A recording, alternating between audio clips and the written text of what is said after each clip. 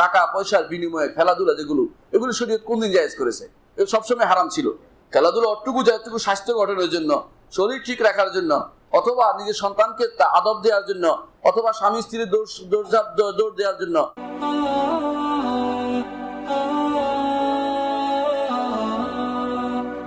আল্লাহ তাআলা কোরআনে কারিমে আরো বলছেন, লাকাদ কানা লাকুম ফি রাসূলিল্লাহি উসওয়াতুন হাসানাতুন লিমান কানা ইয়ারজুল্লাহ ওয়াল ইয়াউমিল আখির। রাসূলুল্লাহর জীবনের তোমাদের আদর্শ, একটা আদর্শ দেখে মানুষ, দুনিয়ার মানুষ আজকে আদর্শ বিভ্রাটে আছি আমরা। আমাদের সন্তানরা আদর্শ দেখে মেসি বেজি ওগুলিকে, কিন্তু আমাদের আদর্শ তো মুহাম্মদুর রাসূলুল্লাহ সাল্লাল্লাহু আলাইহি ওয়াসাল্লাম। ওগুলি আদর্শ নয়, খেলোয়াড়দের আদর্শ দেখে। আদর্শ এমন হয়ে গেছে এখন, ছোট কাল থেকে মানুষ শিক্ষা দেওয়া হয়, অমুক কি হয়েছে তমুক কি হয়েছে, কত রান করেছে, পরীক্ষার হলে পর্যন্ত এই প্রশ্নগুলি আসে, অমুক কত রান করেছে। এগুলি কি আসবে আমাদের? এগুলি পুরোটাই তো হারাম। এই জাতীয় খেলা, টাকা পয়সার বিনিময়ে খেলাধুলা যেগুলো, এগুলো শরীয়ত কোনদিন জায়েজ করেছে? এগুলো সবসময় হারাম ছিল। খেলাধুলা অটুকু যতটুকু স্বাস্থ্য গঠনের জন্য, শরীর ঠিক রাখার জন্য, অথবা নিজের সন্তানকে আদব দেওয়ার জন্য, অথবা স্বামী স্ত্রীর দৌড় দেওয়ার জন্য, অথবা জিহাদের প্রস্তুতির জন্য, এর বাইরে যত রকমের আজ যা চালু হয়েছে, খেলার নামে যত ভণ্ডামি চালু হয়েছে, এগুলি সবই তো শরীয়ত নিষিদ্ধ জিনিস। অথচ এইগুলি আজ শেখানো হচ্ছে। এইগুলির কেউ কেউ আমাদের কাছে আদর্শ হিসেবে ধরা দিচ্ছে।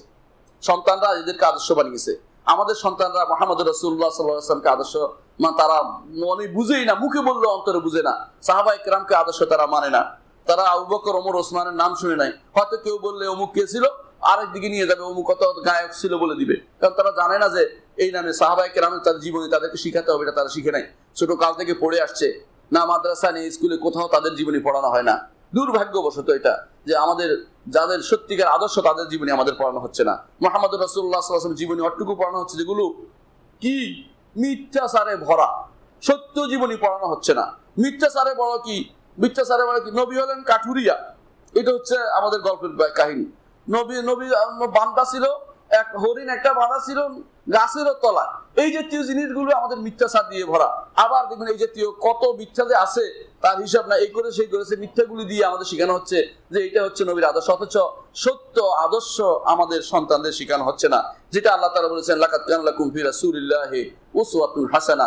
রাসূলুল্লাহর জীবনের মধ্যে তোমাদের রয়েছে উত্তম আদর্শ, লিমান কানা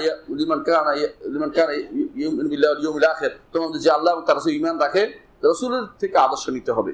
রাসূলুল্লাহ সাল্লাল্লাহু আলাইহি ওয়াসাল্লাম কি করেছেন সেটাই আমাদের জন্য আয়না হিসেবে নিতে হবে। রাসূল এটা করেছেন, এটা করব। রাসূলকে মাপকাঠি হিসেবে নিতে হবে। ইট বানাতে যেমনি হবে আপনার একটা কি লাগে, খরমা লাগে। খরমার মধ্যে যতটুকু পরে একটু ইট, বাকিটা ফেলে দিতে হয়। ঠিক রাসূলুল্লাহ সাল্লাল্লাহু আলাইহি ওয়াসাল্লামের জীবন দিয়ে আপনাকে পুরোটা নিতে হবে, বাকি অংশ ফেলে দিবেন, এটা কোনো কাজে লাগবে না। কারণ না হলে দয়া করে রেখে দিলে কি হবে জানেন, এটা ইট হবে না, কেউ নিবে না, কেউ এটা কাটা নিয়ে নেওয়া যাবে না। আপনার জীবনেও এরকম বাঁকা হলে ওটা নেওয়া যাবে না। যেটা সোজা আছে, হেদাত সিরাতুল মুস্তাকিম, রাসূলুল্লাহ সাল্লাল্লাহু আলাইহি ওয়াসাল্লাম পথ, সেটা যদি নেন সেটা গ্রহণযোগ্য হবে, না হলে গ্রহণ করা হবে না।